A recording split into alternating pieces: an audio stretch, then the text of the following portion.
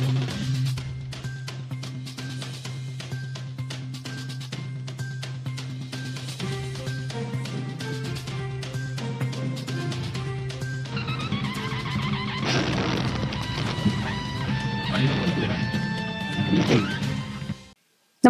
आपण पाहता हिरकणी न्यूज.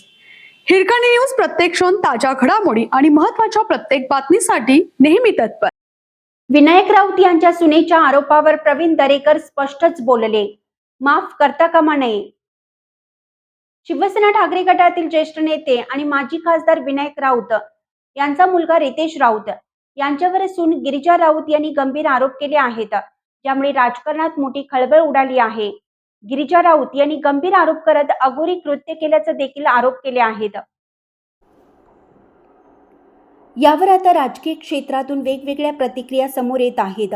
आता भाजपचे आमदार प्रवीण दरेकर यांनी देखील या प्रकरणावर प्रतिक्रिया दिल्या आहेत. अशा प्रकारच्या गोष्टी जे करतील त्यांना माफ करता कामा नये असं स्पष्ट शब्दात प्रवीण दरेकर म्हणाले.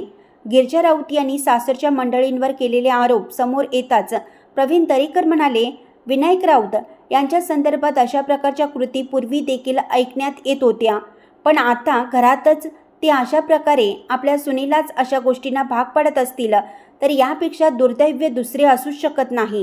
हे केवळ घरातून आलेलं एक प्रकरण आहे. अशा प्रकारच्या गोष्टी यांच्या पुढे येतील. अशा प्रकारची गोष्ट जे बाबा करतील त्याला माफ करता कामा नये अशी प्रतिक्रिया प्रवीण दरेकर यांनी दिली आहे.